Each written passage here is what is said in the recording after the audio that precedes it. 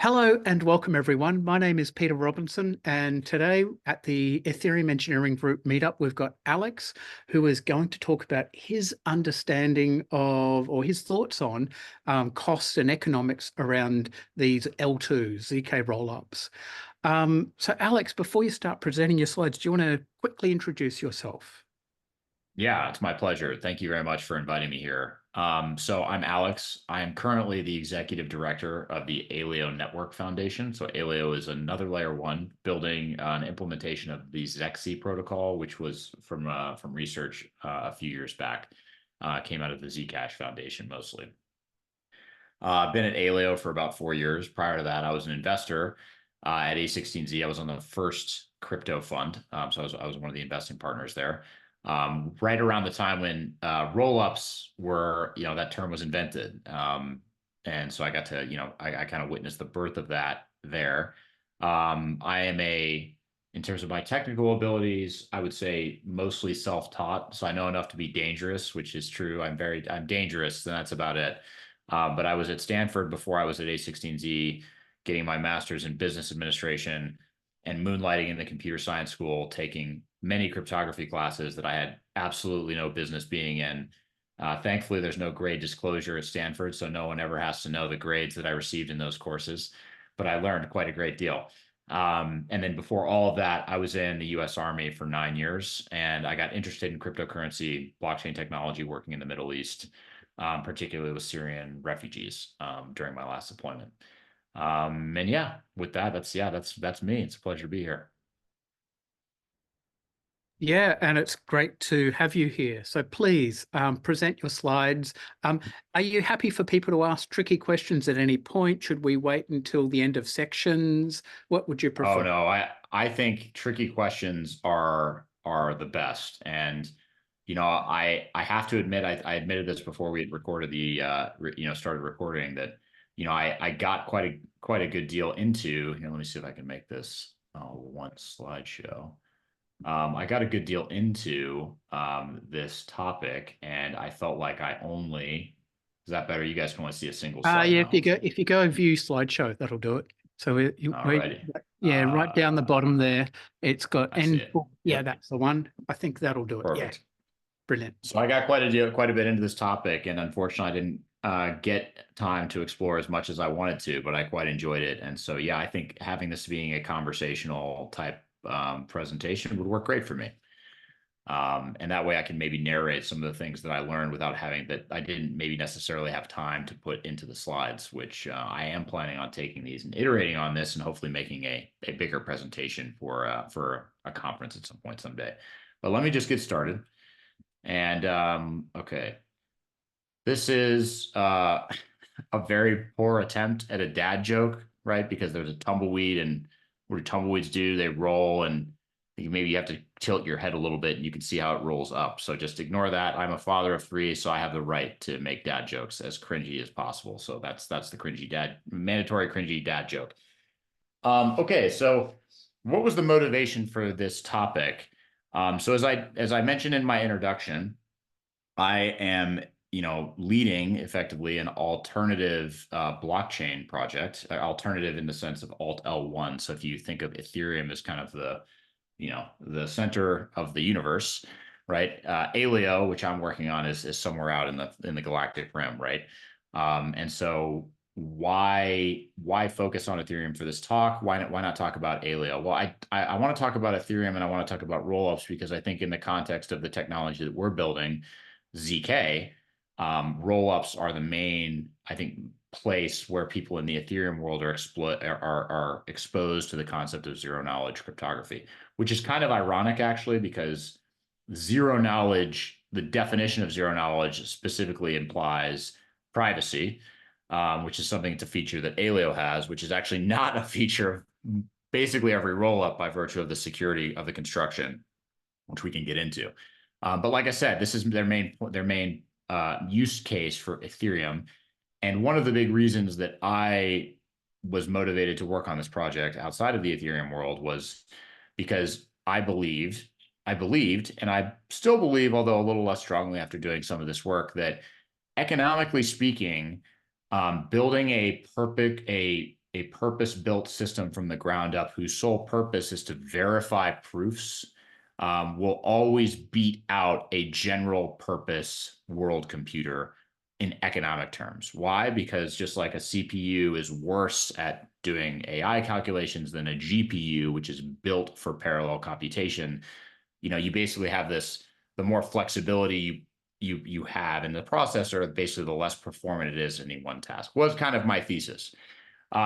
I learned a lot in the process of doing this research, and I have to say my thesis going into this was a bit challenged, and I did actually learn, and we'll see some data here, that rollups can actually be quite profitable. And yeah, so with that, let's get into it. So, okay, so as I just mentioned, rollups are the future of Ethereum, right? As you guys all know, as I said, I was an investor at A16Z before. In 2018, I think was the first post that Vitalik wrote about basically creating or inventing rollups. And since then, the entirety of the Ethereum roadmap has kind of moved to this rollup centric architecture. Now that said, one thing to note is that there's the theoretical construction of a rollup and how it's described in research, and there's the actual implementation of a variety of these rollups, and many of these things are very difficult to compare apples to apples. And then the last thing I would say, just in the context of the topic of my talk around, are these, maybe I'm gonna skip to the next slide. This was really the question that I set out to answer. How and what proportion do rollups benefit the base L1 chain, in this case Ethereum, since Ethereum is more or less the main place where rollups are deployed, although there's a couple other L1s where you're starting to see them deployed, particularly like Near. So how and what proportion do rollups benefit the base L1 chain, the actual operators and users, right? And I think, really when assessing these things, I think one of my conclusions that it varies greatly based on use case. And so I think that's just an important thing to keep in mind. So there's not going to be any sweeping conclusions here, but I do think the economics of rollups, I would say, are very nuanced, and they can be very good and they can be less good depending on what the use case is. So just going to start out I don't know who all will watch this video. So maybe just, to baseline everyone, just to understand what is a rollup. I think first, to understand what a rollup is, we need to understand what a layer 2 is.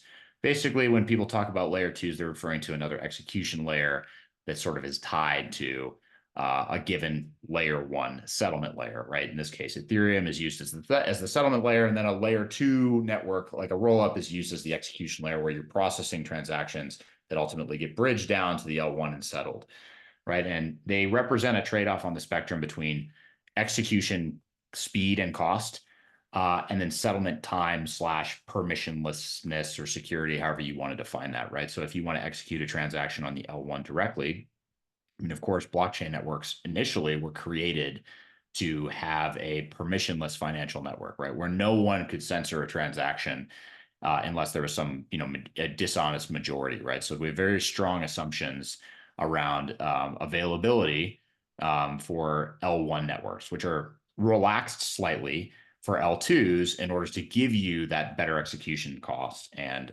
settlement time or execution time. And so again, back to just since we're talking generally about L2s, there's a lot of different variations of this. And we'll just talk about a few of them and kind of so we can talk kind of just logically how we got to rollups. The first type of layer 2 was something called a state channel, which is actually basically what the Bitcoin Lightning Network is. Ethereum used the term state channels, but it's fundamentally the same idea as the Lightning Network. And the idea here is that two parties or a limited set of parties basically enter into an escrow contract on the layer 1, and then on the layer 2, they basically do a bunch of executions directly with each other and then sign messages about those executions and post those signed messages to the L1, such that anytime one of the two parties has a disagreement, both can exit and go back to the last known good agreed upon state. So this is, now at this point for many years been sort of the approach that Bitcoin has used to scale.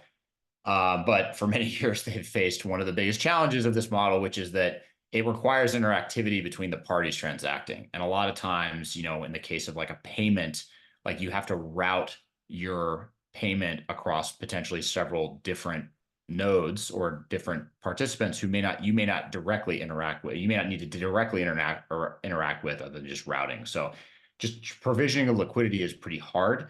And then also, there's not really a way in this model to support general smart contracts. It's not really a smart contract platform in the sense that you have a state channel network that you can deploy arbitrary code to execute. It's kind of got to be something that everyone agrees upon in advance. But the advantage of this is that it is pretty censorship resistant, and that, like, no one can really censor you. You're interacting directly with this party, and if for whatever reason the party tries to cheat you, you can always withdraw. Right. So that is kind of the nice part about this model, but it left a lot to be desired. So one approach that was particularly of interest in the early days of Ethereum was this approach called Plasma. And Plasma is kind of what we call what Bitcoiners would call a sidechain, more or less. And so Plasma is kind of this: you have a separate blockchain network, was the idea, with potentially a faster consensus mechanism, maybe fewer validators or something like that, where you could process transactions more quickly and more cheaply because block space was more readily available. And then you would bridge effectively to the Ethereum L1. This is kind of what Polygon's proof of stake network is, with the exception that Plasma is, there's kind of intervals that state roots are posted. So state roots being the way that state is represented on the L2 Plasma that gets transmitted to the L1. So you have basically this connectivity of states such that, like, hey, I can always verify. If I look at my L2 transactions, I can just look at my account and I can then verify via Merkle proof or something like that I actually am included in this state root on the L1. So the source of truth being the L1, I can verify that I'm in that source of truth. The disadvantage of this model, though, is that it required an operator to be online. And so if there was a case in which there was you would need a mass withdrawal from Plasma. Let's say people, there was some kind of hack or something like that. The issue was that, potentially you would get into this situation where if the operator went offline, you would lose access to your funds. And this was actually the thing that led folks to the roll-up construction, right? This concept of, like, well, how do we get more scalability, but always have the ability to withdraw, was fundamentally the motivating question.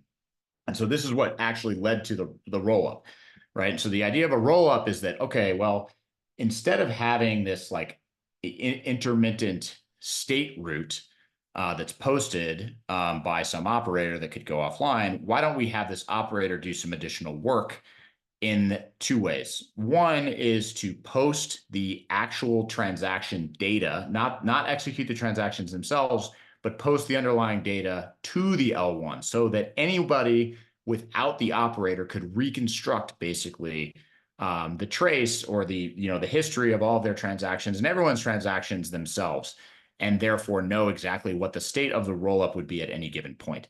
And then the second piece is, hey, we're going to have this ability to rebuild things, but then also we want the ability to be able to hold this operator accountable in some way for executing these transactions properly, right? So in the Plasma case, you're kind of relying upon this same guarantees that Ethereum has, basically, which is this decentralized consensus, like a Byzantine consensus.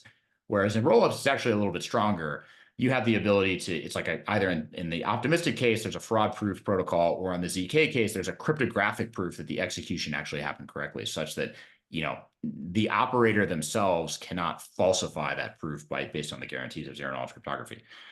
So that's actually what led to rollups, and rollups have become very popular. So we back when I was still at A16Z, there was one rollup. It was Loop Ring. I should ask that as a trivia question, see if you guys knew. Loop Ring was famously the first ZK rollup. Actually, the first rollups in general were ZK rollups, despite the fact that kind of the optimistic construction is a little bit simpler, and we'll talk about what that looks like a little bit later. But Loop Ring was the first ZK rollup, and it's still around today. But as you can see, just in the last 5 years, we have 4 dozen rollups that are now deployed, that are tracked, at least based on this data source, which I use, which is L2Beat, a great resource I highly recommend everybody check out.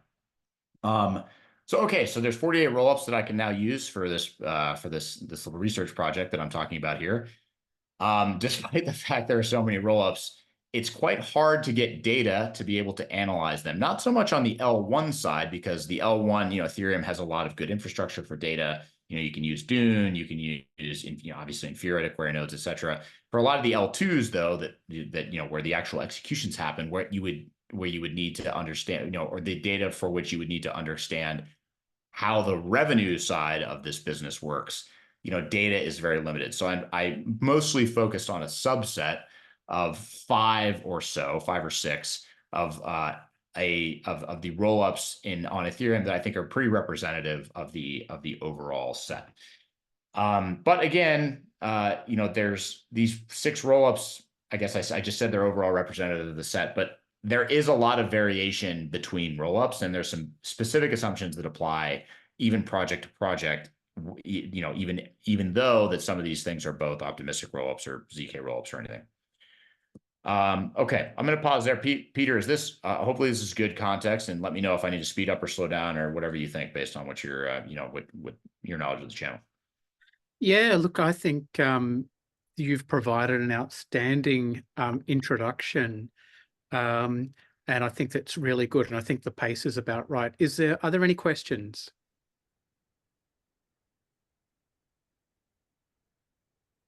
I think we've given it Cool. 30 seconds, so I think you're good to keep on going. Yeah, and people can put, I know, yep, sometimes so if folks have questions in the chat, feel free and put in. I'll try and pay attention to my chat, but Peter, if someone puts something in the chat and I just, for whatever reason, get lost in thought, or I'm just focused on what I'm talking about, feel free and prompt me and interrupt me. Okay.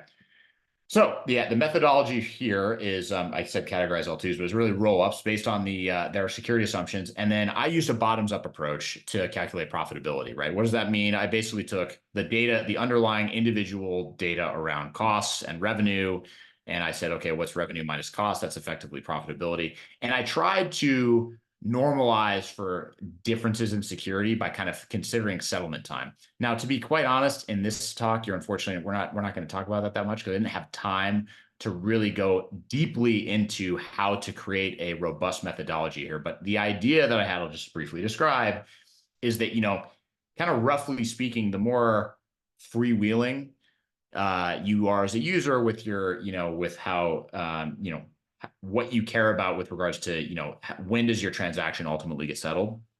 Potentially you can get a much cheaper execution. So the starkest example of this is just the optimistic rollup versus the ZK rollup construction, right? Where ZK rollups actually give you a proof of correct execution on the L2, which is settled to the L1 quite frequently, in some cases minutes. Whereas in the optimistic rollup case, there's a fraud proof kind of after the fact window where you effectively need to wait 2 weeks for anybody to check against the operator to see if they actually misbehave. So, and this is reflected in costs. Optimistic rollups by construction cost less than ZK rollups because there is not the additional cost of verifying the proof on chain, nor is there a cost of proving off chain. So I did not, unfortunately, figure out a good metric to capture this. But I think if I was to continue down this path of analysis, I would really want to try and think about trying to normalize a metric of cost per transaction per settlement time is, I think, the best way that I could think of to maybe normalize or compare different kind of roll-ups based on their constructions. Some data sources that I used, I'll actually share some of these with you, Peter, so you can put them in the YouTube notes. There's some great dashboards on Dune that I got a lot of this data from, specifically from the L2s. I used L2Beat to get some just general information about TVL, and also L2Beat has their own methodology for categorizing, the progress of these various rollups. I got some data from Etherscan and Houston Fura to get some kind of just general Ethereum data. Okay. So yeah, so roughly speaking, I've already mentioned this a couple of times, so we don't need to dwell on the slide, but we have rollups. There's optimistic and ZK rollup constructions. I already mentioned that ZK rollups rely on cryptographic proofs. And optimistic rollups rely on fraud proofs. Otherwise, they have the similarity in that they both post the transaction data to the chain on a regular interval. Cool. And yeah, this is just kind of a little bit more in more detail what the difference between these things are. I've also included Validiums here. Validiums are kind of what I would call a ZK rollup without the data availability guarantee, or with a different data availability guarantee. Let me quickly define what a Validium is. And by the way, Peter, if anyone has a different definition, feel free to interrupt. But to me, a Validium, what that means is you have a cryptographic proof of execution that is posted to the L1 and verified. So you effectively have this cryptographic proof that an execution happened correctly. The difference between a ZK rollup in the traditional sense and a Validium is that the data that you would need to reconstruct the state at any given moment sits on somewhere else, not on the L1. It's not posted to call data, right? And call data, just for everyone who's unaware, you like costs you there's a actual cost to post to call data on Ethereum, although it's lower than you would if you were just executing something on Ethereum natively. There is still a cost to put that information on chain. So that's the main difference there. And so that maybe I'll just start on the right side since we're talking about Validiums. So the main upshot on that front is that you don't actually have quite as strong of a guarantee of withdrawal in the case of a failing operator.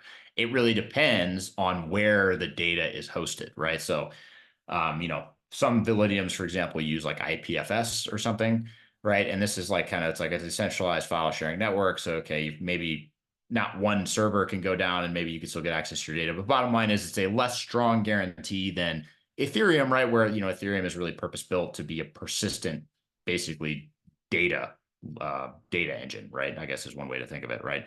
So highly available. But otherwise, it obviously is much cheaper than a ZK rollup necessarily would be, given the lack of necessity or no need to post call data to the L1. So ZK rollups are basically just a Validium, but you post that call data, so you post that transaction on chain. And the advantage of both of these is the settlement time can be much faster. Optimistic rollups I already talked about. I guess the main thing I'll point out with regard to optimistic rollups is one of their nice features, why people enjoy them or they prefer them in some cases, is it works very nicely with the Ethereum or the EVM. In fact, there's very little changes that need to be made. Effectively, you can just run a parallel EVM like on a server off chain and then have this fraud prover, and that's all you need to do to get smart contract support. Whereas, as the folks at Immutable know, and many other projects building in the ZK EVM space, getting EVM equivalents inside of a ZK circuit is a highly non-trivial exercise and a potentially much more expensive exercise on an apples to apples kind of economic basis. Of course, you do get the additional cryptographic guarantees, which is why they're very desirable. But the smart contracts is nice, as well as the ability for the optimistic rollups to more easily compose. In particular, Optimism has done a good job of building out what's called the OP stack, which is basically an SDK for an optimistic rollup, which theoretically, I think they have some concept of like a super chain or something like that, where you could theoretically bridge or share liquidity across several of these similarly constructed rollups. Cool. And yes, there's one very important asterisk that I want to just highlight here. And this is kind of going back to one of the things that I mentioned at the beginning of the talk. In theory, there's this ability to have a decentralized prover and a sequencer that's kind of like censorship resistant and a fraud prover that works. In practice, many of these constructions are very early, right? And so this is the other caveat around these conclusions that I've been able to come up with based on my analysis, is that it's not really clear that we are at the end state. In fact, well, actually, it's very clear we're not at the end state of rollups, right? And so this analysis over time, as these technologies evolve, may change. And we'll talk about some ways where I expect them to change as we progress through the talk. So now we're kind of getting to like the meat of like some of the charts here and just kind of showing you guys like a little bit of what I discovered with kind of the deep dive into rollups. So actually most rollups that are deployed today. Actually, I guess I should maybe explain why I have less than 4 dozen in here. I said there were 48 rollups. These are the rollups that I have data for on Dune. So there's a Dune dashboard that I'll share with you guys, and this is the rollups that are on that dashboard. So this is about 25 total. And yeah, so this is why I took a subset of 25, and then as you see in future slides, there's actually just 5 that I took, as most of the liquidity is in a handful. But most rollups are what I would call universal, which is to say, like they try and be EVM equivalent or offer a equivalent kind of general layer of programmability, for anybody deploying on the rollup, right? So they're meant to be host to smart contracts in the same way that Ethereum is host to smart contracts. There are a couple, I mean, the notable minority here, which I could probably lump all these together in just one DeFi category, is these kind of like financial use cases, right? There are some rollups that are used just for exchanges, for example, just for DeFi or just for payments. In fact, maybe Peter, I don't want to get this wrong, but I believe, as I recall correctly, at one point, Immutable X was running on a rollup that was specific for exchange use cases. And I think there are other constructions as well, but yeah, I don't know. You can tell me if that's right. I don't want to speak for you. Yeah, so Immutable offers both the Immutable zkVM and the Immutable X platform. Immutable X is based on StarkX. And so, yes, it provides less functionality. So exchange and yeah, such like. But yeah, not Right. a universal compute, which is what the Immutable zkEVM is aiming to do. Right. Yeah, exactly. So, in the case of some of these specifically earlier versions of ZK rollups, they didn't have the full ZK EVM functionality. So you had to hard code effectively the program in advance, which is sort of why you see some of these purpose-built rollups here. And then, yeah, but actually, despite the challenges with ZK rollups, we can see that actually there's quite a few ZK rollups that are deployed today on Ethereum. Interestingly, most rollups, like I said, it's very early days, right? So if you look at TVL by rollup stage, and rollup stage here, I'm using L2 beats methodology where they have basically stage 0 is where you have one of five. There's five. I should probably put a slide in here or add some context in the end notes around how a stage is defined. But if you go to L2 beat, they have a methodology where they define, hey, at what stage is your rollup, and they have five separate criteria around censorship resistance, around data availability, around withdrawal guarantees, many of the same things that I actually highlighted. Go back here. That I highlighted back here. They basically have metrics for, and then they've assigned you a stage based on how many of those criteria that you fulfill. So actually, if you look at, I don't think I actually got by number. I didn't do by number, but I did by TVL. By the way, ignore the y-axis label. I incorrectly labeled that as network transaction fees. This is total value locked, but it is in millions of dollars. And so, yeah, a stage 0 rollup typically has, basically the main defining features that they actually post proofs and or call data to Ethereum, but they don't provide any other guarantees with regard to the availability of the operator, withdrawal guarantees or, execution guarantees are basically requiring that operator to be online. Right. And sometimes there's special cases where, you may or may not be able to withdraw in some time interval between settlements.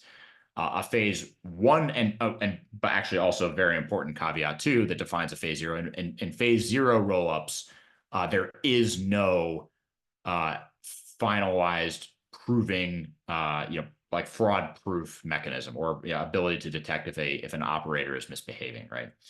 And a phase 1 rollup, that's the distinctive feature of a phase 1 rollup.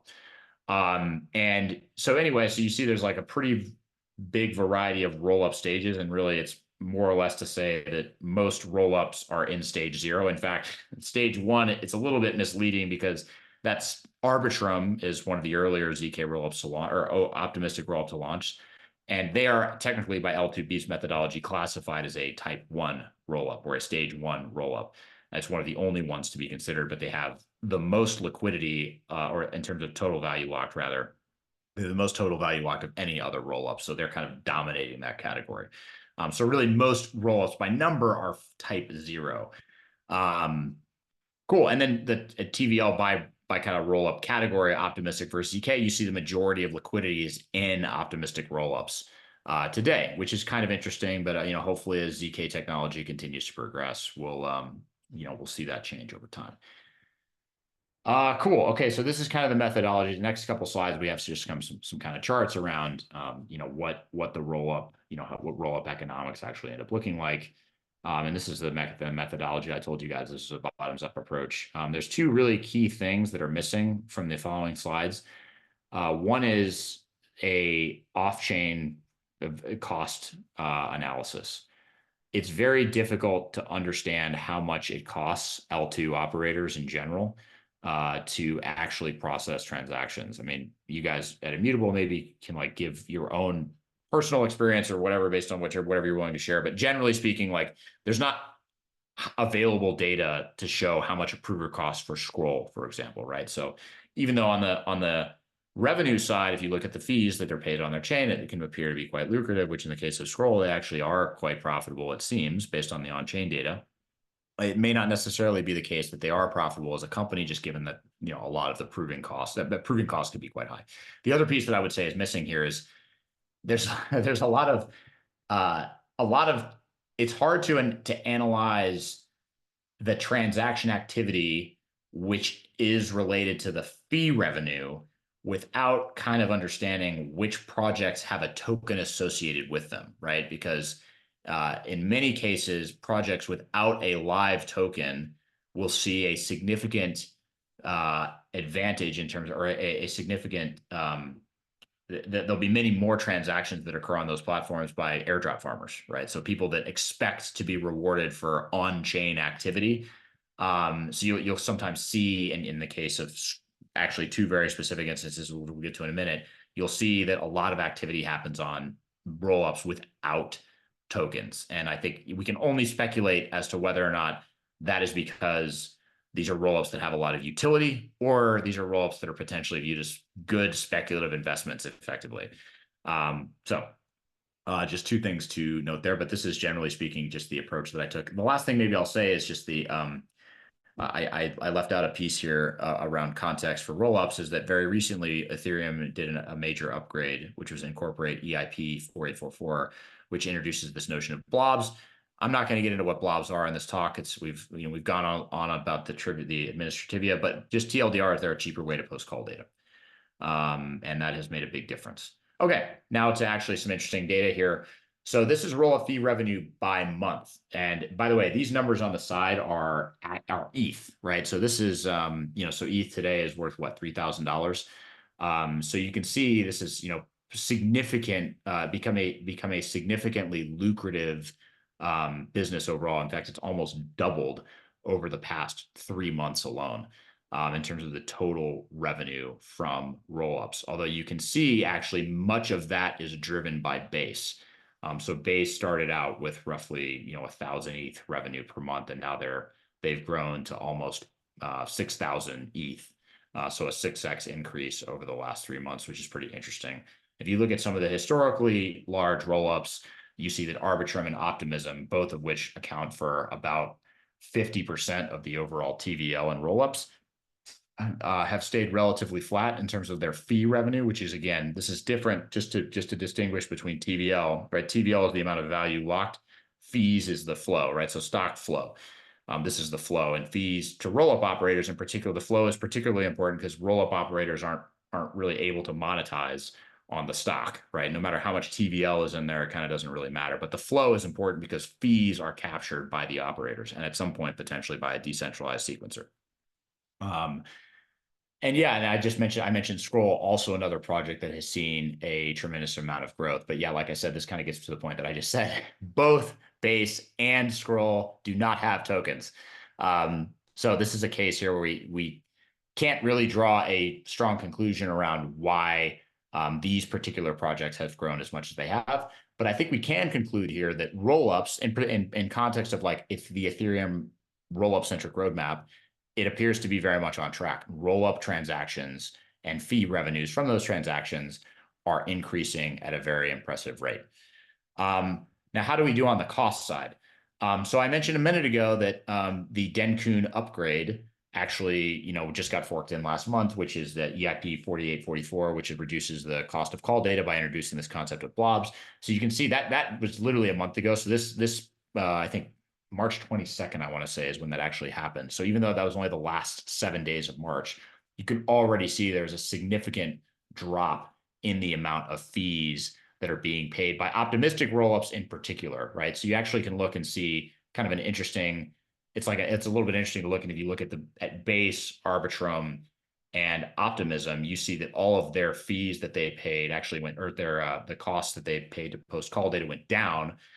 Base in particular was an early adopter of EIP 4844 and uses blobs now exclusively. Scroll has not yet implemented that. And so you can see their call data cost actually increased, right? So, but they have announced plans to incorporate EIP 4844 in there. And so I imagine those costs for them will go down as well. And I want you to pay attention to the left side here. So again, this units are in ETH. I should have labeled them, but these are ETH. So these are in the thousands of ETH per month. So I think before this talk, we were talking about sometimes the eye-popping numbers in terms of costs that it can take in order to actually run these rollups. And it is true that Arbitrum, for example, over this period averaged I don't know what the average price of ETH was, call it 3,000 again for easy math. I mean, this is what, $6 million, right? Per month for 3 months. And so it's pretty, it's quite a lot. That said, oh, well, we'll get to the profit in a minute. This is the other piece, though, for the ZK rollups in particular that they have to bear, which is so ZK rollups generate, so what is it? ZK has two parts. There's a prover and a verifier. So both are relevant for the cost analysis of rollups, right? So the prover runs off chain, though. As I mentioned a second ago, it's pretty hard to get data about what that is. Typically, there's a cost factor of anywhere from 5 to 25 times the cost of what it is to verify. So for anyone who wants to do some napkin math and kind of estimate how lucrative a ZK rollup is relative to an optimistic rollup, you can just more or less take this number here and maybe look at, I don't know, 5 to 25x. It really depends, though, and this is actually improving all the time, particularly with techniques around aggregation, where a lot of individual single transaction proofs can be batched into one single proof. So I think that even though I'm ignoring the cost factor of proving for this analysis, but it is significant, but it is also decreasing as we advance in kind of ZK.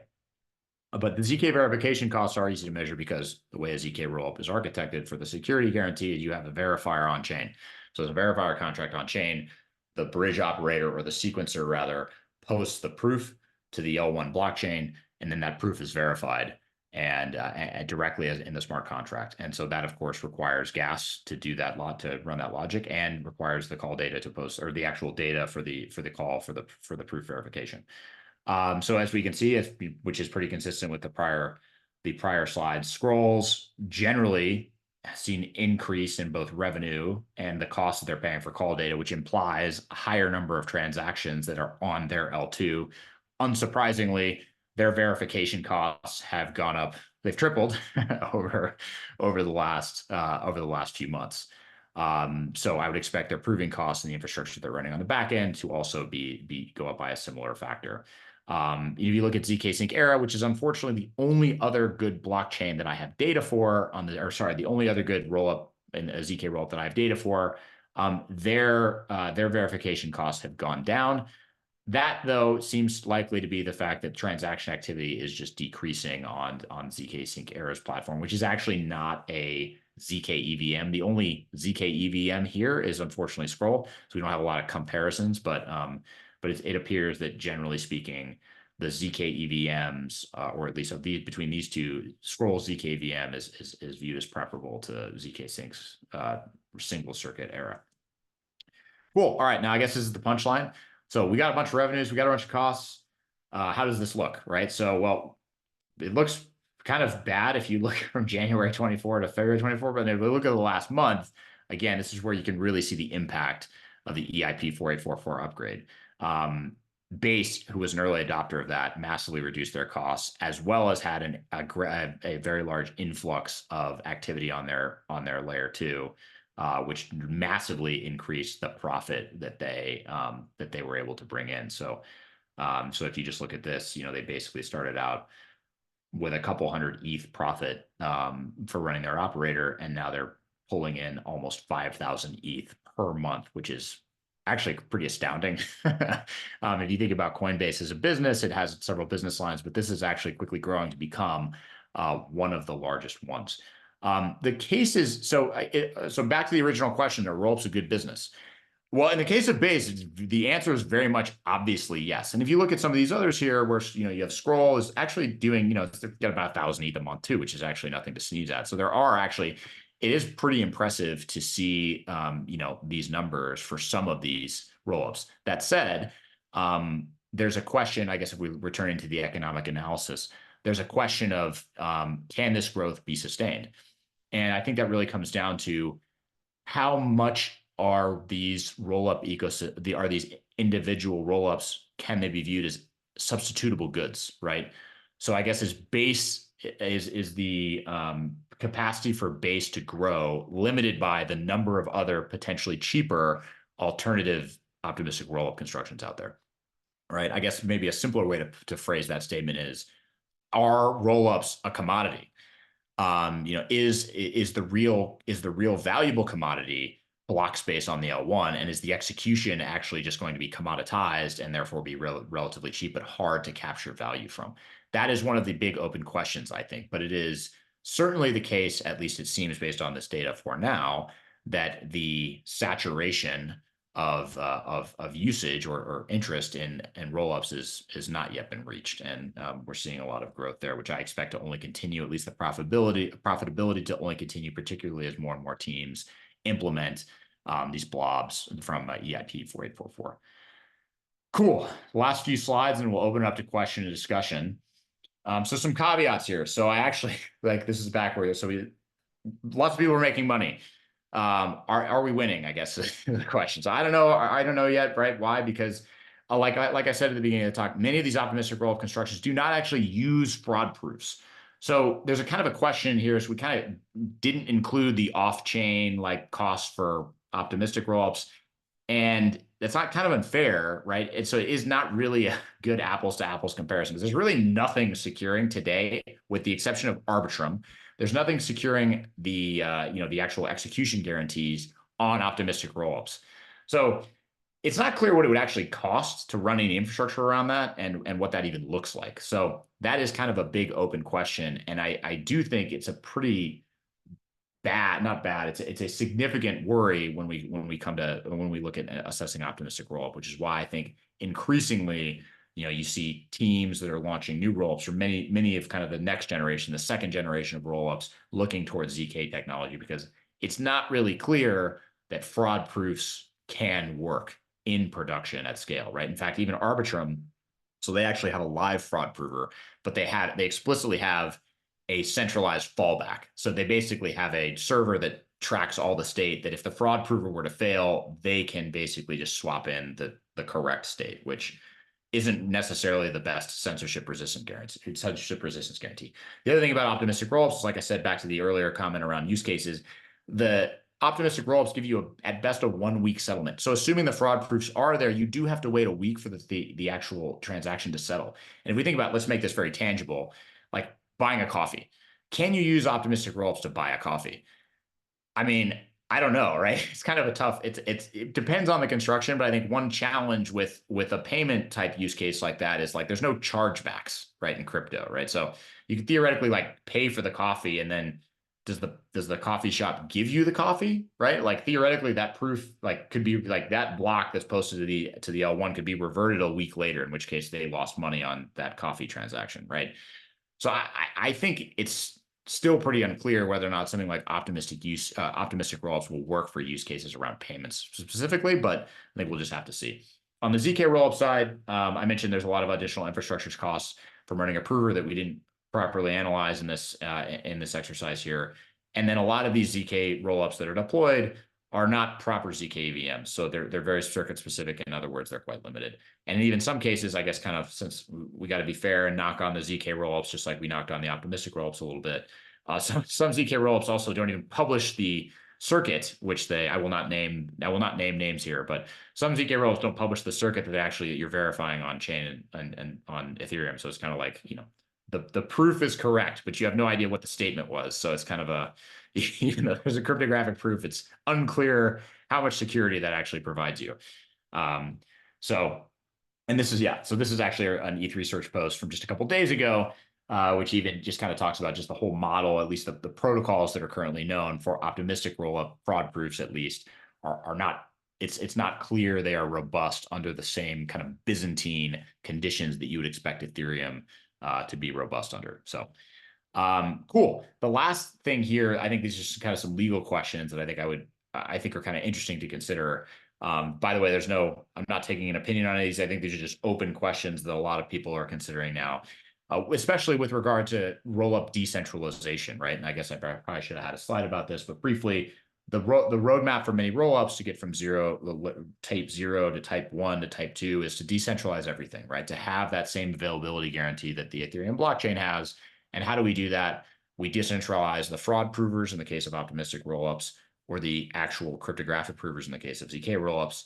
And then we decentralize the sequencer, which is to say that, like, okay, these proofs can be submitted by a variety of parties. The actual batch of transactions and the proof with those transactions can be submitted by a variety of parties selected somehow. Decentralized network in the same way that Ethereum works. That's all very early days. And if you look at the pace of progress, on Ethereum, on Rollup decentralization, it's actually abysmal. If you look at Ethereum, I mean, Ethereum went from in the course of 4 years, going from a proof of work to a proof of stake. I guess I mean it's unfair. Maybe it was closer to 6 years, but we'll call it five to just be charitable. 5 years, Ethereum went from proof of work to proof of stake, massively changed the protocol, and of course has added a whole bunch of new features. Too many to list. And if you look at, let's even just take the first, we'll pick on the first ZK rollup loop ring. Loop ring is still to this day a stage 0 rollup 5 years later. So rollups in general, the progress of decentralizing them is happening very slowly. And I think this begs these legal questions here, which is that if you're running a single rollup operator, do you have all these legal requirements that any payments processor would have? And that also implies potentially, kind of sanctions and stuff. And then in addition, if you want to think about, okay, how do we like I said, going back to some of those examples where there are rollups that do not have tokens out there, or that have tokens that maybe aren't explicitly for anything, the question is, how do you make this token useful, or what is its utility? And if it's a fee sharing token, how is it not straightforwardly a security, right? And so then if it's not a fee sharing token, and maybe this is, let's see, yep, great. If it's not a fee sharing token, well, then you kind of get back to this, like, well, what's it for? And pretty soon, if you start thinking through the decentralization of Rollups roadmap, it starts to sound a little bit like an L1. And maybe this is like the bottom bullet first that I wanted to kind of bring up, is that, so rollups can be profitable. In fact, they're becoming increasingly profitable if you look at just data from the last 3 months. And the trend line is similarly positive, or, it's a positive value slope if you look even further back. That said, it's early days and it's hard to tell whether or not this is the end state, right? And I think it is one based on, or going back to a comment I made earlier about Base and its success, the incentives are kind of misaligned, right? The more successful Base is, the more it encourages Base copycats, and they're all sharing the same Ethereum block space, right? There's kind of no limit to how many rollups can be deployed, but there is a limit to Ethereum's block space. So it's kind of unclear whether or not rollups will be able to command any kind of premiums and maintain the profit margins that we've even already seen, which probably will lead them, in addition to this fact around like tokens, this idea around, is it, what do we do to decentralize? Probably lead most of these rollups to building a network that looks a lot like a blockchain for both securities law reasons, as well as increasing their effective revenue, right? In the same way that an L1 like Alio, can effectively capture a share of the value created at Genesis, right? Or just like Ethereum did when they launched, right? So there's like the ability to create a token, or the incentive, I would say, to create a token that basically powers a separate blockchain is high here. And I would expect some rollups to start taking this path as they start considering or get serious about decentralization. And in particular, if we start seeing more legal scrutiny around this space. But yeah, in general, I learned a lot in this exercise, and I think it was a really interesting, like I said, I was frankly surprised at the degree to which some of these rollups are quite profitable, and I was expecting them to all be money losers based on my kind of understanding of the logical design. But I think it is still unclear how this will look at the limit. So anyway, that is my presentation. I hope you guys learned something, and thank you very much for allowing me to present today. I'm happy to take any questions about this topic.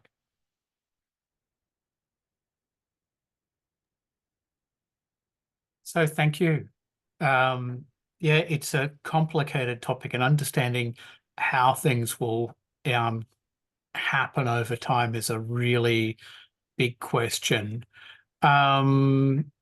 Yeah, and in fact, David's even in chat highlighted, as we do decentralization of provers and sequences, that's going to change the whole economic model again. And Varun has essentially agreed with what David was saying, that, I think he's essentially expressing concern that we'll end up being like Bitcoin with proof of work, where you have tons and tons of computation happening, and you're trying to think of, well, are we getting adequate utility from all this computation? Yeah. Yeah. So A really good construction that I actually like, for like spitballing. One thing that I've always thought could be cool is a model for a decentralized proving network where, because I think like actually, so maybe contextualize my comment, this idea of having a prover network that consumes energy the way the Bitcoin network consumes energy kind of implies there's a proof of work puzzle, which is how you would fight for the right to be able to do these proofs and generate revenue, right? There's an alternative way though to get kind of a consensus around who gets what right to prove at any given moment, and that's a randomness beacon. So I don't know if you guys are familiar with the concept of randomness beacons, but like NIST runs one, and there are other like these kind of randomness beacons that are hosted out there. I think that's to me a very underexplored area for layer two sequencing. I think, obviously randomness beacons do come with some extra assumptions. Like I guess you have to assume NIST isn't like fiddling with whatever the, measuring, cosmic rays or whatever that thing is powered by. But I do think it is like for given rollups are already compromising on some of the security assumptions anyway that you have at the L1. I mean, it could be a relatively good point, could trade off space, and it saves you from having to run like a proof of work style type of competition, or even worse than that, having duplicated proving for the same transactions, which is I actually think was the point yeah, um, I of that kind of thing. I agree with you. I think that'll be how the decentralized proving will work, most probably. So Mo had a question in chat here. My question is on the decision to make Alio a layer one rather than making it a layer two, like Aztec. What was the motive and how do you guarantee the security? Yeah, great question. So the security guarantee is the same security guarantee as Ethereum, right? Or I guess maybe more properly as SUI, right? We use a consensus algorithm that SUI pioneered, which came from the Libra folks, but it's a proof of stake scheme, right? Which is to say that the network, so that the token in the Alio network is used to stake to a validator and lock up, and effectively, if that validator performs the functions of the protocol honestly, those you'll earn yield on those assets, right? So the same security guarantee as Ethereum. Effectively, the difference is really like what's the dollar value of an Alio credit versus the Ethereum network. I think what the implication is here is the Ethereum network is enormously valuable. Therefore, the real world security, the cost to attack the Ethereum network is probably unattainable, right? I think in the early days, I don't worry so much about the security because the reality is, like many projects that have started and are launching, like we have a bunch of investors, we have a bunch of community members, we have ourselves who are going to own the majority of the token to start. Now that will change rapidly over time, but in the beginning, I think it's not going to be necessarily as easy as it would seem to just buy up 66% of the network or whatever and just shut it down, right? But nonetheless, there is a difference, right? And this is one of the things that people argue rollups are better for. But that said, I think that argument is a little bit, and this is maybe going back to some of the points in my presentation, that argument is a little bit flawed because I think you introduce new assumptions, right? Like for Aztec, for example, and I often get asked to compare Alio to Aztec, and I know Zach and the whole team very well. I really respect the work that they're doing. One second here, let me get out of here. Yep, sorry about that. I just had a call come in. I had to cancel it. Anyway, I really respected the work of Zach and his team, but I think here, how do I get there? There we go. We're back on screen. But look, they haven't come up with a protocol that is deployed yet. And I think it's hard to compare what we are working on, which we actually have deployed testnet for, and what they have, which they have some deployed. Like particularly, I think you could deploy NOR programs, but there's not a consensus or anything like that. That's one reason. The other reason is privacy. They have on their roadmap an idea for how to have privacy on Ethereum, but it's again quite unclear how that will work in practice. And this is one of the main reasons that we went our own route early. Alio is a 5-year-old project now, but the account model, for a variety of reasons, is extremely difficult to get privacy on. Because it's sort of like the best you can really do is pseudonymity, And so if you kind of just do a little bit of forensics, you can pretty much track who everybody is. That's just because of the nature of the account model. This is why Zcash and even if the L2s like Tornado Cash that tried to solve this problem, and even the first version of Aztec, zk.money, all use the UTXO model. And so Mhm. Alio basically uses what is called the record model, which you could think of as the UTXO model. And that is much easier to get stronger privacy guarantees. So that's one of the big reasons we went that route. The other reason, and like, again, I was hoping to be able to get to some of this in this presentation, but because neither Alio is deployed, nor are a lot of these roll-up data public, like it's hard to really do comparisons of like what it costs to verify a proof on Alio, what it costs to verify a proof on Ethereum. My thesis, though, is that Alio is purpose-built for ZK. That means that we have BLS 12377 is a curve that is pairing friendly, which is very nice for like certain ZK constructions, which is exactly what we use. So the thing is purpose built. So from just a computational standpoint, proofs should be cheaper to generate and to verify on Ethereum on Alio than they are on Ethereum. Now, whether or not they'll be practically cheaper is still an open question, right? But I think from just a first principles analysis, if you build this thing for this one purpose, then it should theoretically be more effective at that one thing, maybe less good at other things. And we could talk about some of the things that I think Ethereum is better at than Alio. But maybe just in the interest of oops, I skipped ahead. In the interest of kind of answering a few more questions, I'll stop unless we want to Yeah. keep going down that road. Yeah, we've got a few more questions here. So Mark said, you said rollups need to match circuit semantics with EVM, and it's difficult to do that. How do you handle it when the EVM changes? And could you instead match your circuits with a bespoke language interpreter implemented as a smart contract on L1 EVM?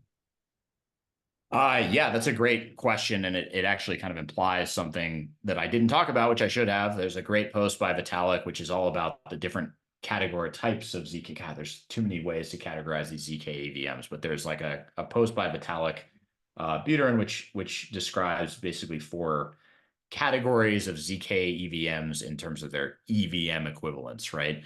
And I think, what is it? I think it goes from highest to lowest being the most equivalent, like a full EVM proof. And the second level is a bytecode level proof. That's actually what Scroll runs, right? So they have effectively this, right? They have an interpreter that takes the solidity and compiles it down to bytecode. It's compatible bytecode. Now they do a couple little neat tricks which make them not exactly compatible. And the most common one, and this is just maybe just kind of this is like the trick that every ZK VM has to usually employ, is figuring out how to deal with the Kachak hash function. Kachak is a hash function, is a cryptographic hash function. Um, it is a single opcode for the EVM, but it is like 99% of the EVM, right? Like every single state trie in Ethereum is represented as a Merkle-Patricia tree, which is basically just a bunch of hashing. And then there's a ton of hashing that happens all over the place. So this particular algorithm, because of its reliance on so many bitwise operations, is extremely costly to prove in ZK. Maybe just a quick digression on why that is. ZK circuits need to be like logic in ZK needs to be done over a finite field. So a domain that's very different than like the domain of like bitwise operations, like zeros and ones, right? In ZK, we think about things in finite fields. So that's why you have these 377-bit fields. That's what the 377 and 12 and BLS 12 stands for. And so, converting basically between these two fields, a binary field and this other finite field, is extremely costly in the circuit. And so SHA-256 is something that people are constantly swapping out in their ZK EVM equivalents, or in their ZK EVMs. And so it's Scroll actually also, that's like the one opcode that they sub for. Because if they didn't do that, it would be impractical. That said, you could imagine that Ethereum could change any number of ways. And so Scroll's approach would be better, right? So if the higher level or the lower level you can have equivalence gives you the ability, you're absolutely right, it gives you the ability to create interfaces on top, and that, the underlying implementations can change, but the interface stays the same. And so it doesn't really matter. It can still work.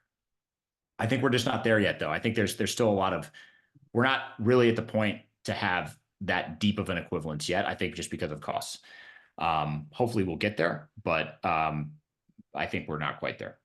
Yeah, and I think as far as how to handle updates, I know how we're doing it with Polygon is essentially similar to how you do hard forks of the blockchain client software. You've also got hard forks of the prover software. So essentially, at this block, we're going to have a new set of circuits taking over, That's right. which are going to implement the new EVM. And I think Exactly. that's yeah. And that's exactly what we do in Aleo, right? We have opcodes. So we have Leo, which Leo is like our Solidity equivalent. And then we Mm. have AVM opcodes. And then those AVM opcodes are circuits that are synthesized into actual circuits that are then proven by, whatever prover who's like, you've got a program, it compiles into these opcodes that compiles into these circuits. These are aggregated and then proven. And so all you have to do is basically exactly what you just said. Hard fork, do a fork, switch out some of the low, that doesn't have, you don't have to really change the syntax of Leo, but you maybe want to swap out some of these AVM opcodes for something that's different or better, or a completely different proving system, right? Which would require you to resynthesize all of these like some of like the extra stuff that you need to have to be able to generate proofs.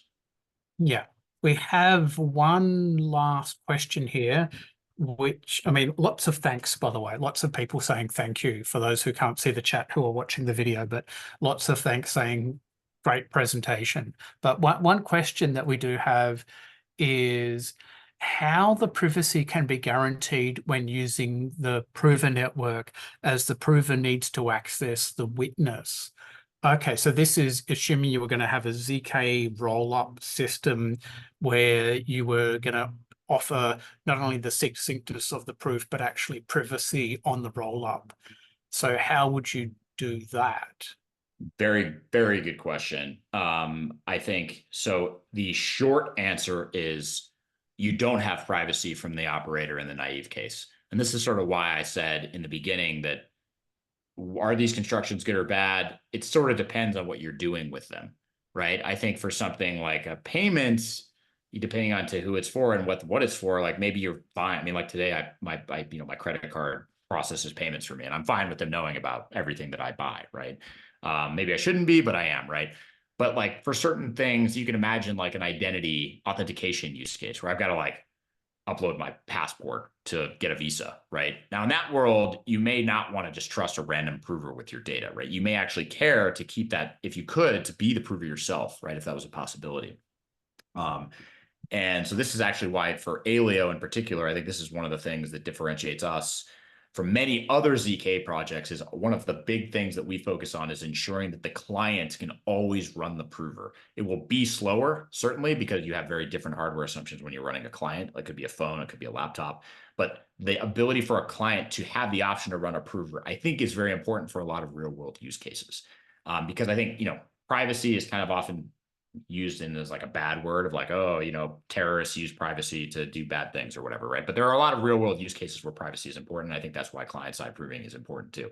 That said, to kind of steel man the argument, there are approaches to having privacy if you're using a prover network, and the most prominent of these approaches is basically both, integrating another cryptographic technique called multi-party computation. So multi-party computation is this technique where, basically two different parties have like half the problem and it's all garbled. So they can't really see what's going on. And then together they do a bunch of things and then they like aggregate it. They send their result back to you. And then you can put the pieces back together and you have the computation. So the idea of this is actually like a very new up and coming field in kind of the Rollup space, particularly this concept of collaborative ZK. Collaborative ZK, if you hear this term, refers to the combination of these two techniques: zero knowledge cryptography and MPC.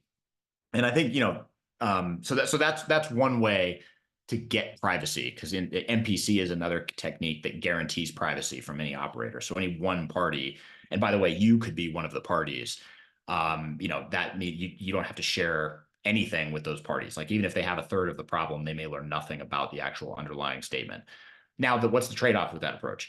The trade-off is, it's like all these three-letter cryptographic acronyms. If anytime you hear one, you should just think of like expensive. So like ZK, expensive, FHE, expensive, MPC, expensive. So anytime you like put two of them together, that's expensive, right? So just that's the trade-off, right? So actually MPC in particular, the big cost is bandwidth. So even though you could, as a client, theoretically do this and still preserve privacy, in practice, you need a huge amount of bandwidth. And it's not clear that it would be practical for a real world use case. That said, just like ZK, MPC is a field that's advancing rapidly. And hopefully we will see, better techniques for this collaborative proving coming out in the coming years. And, hopefully that will help solve that problem, because I do think it is important for there to be the option to have a client server architecture is how the entire web is built. So it would be kind of nice to have this same architecture, but still be able to have privacy preserving, be able to preserve the privacy for data.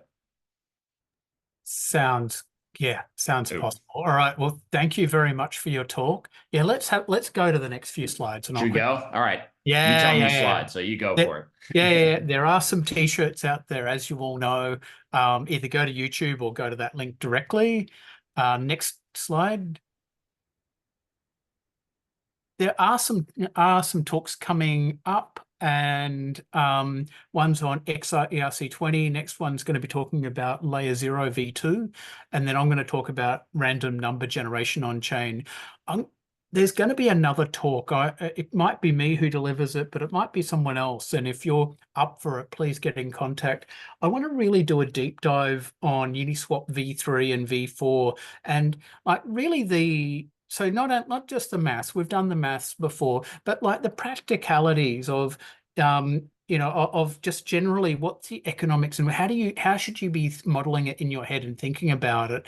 And when you're thinking of a stable coin versus a highly volatile coin, or two highly volatile coins, how should you configure if you're going to be a liquidity provider, and what does that really mean?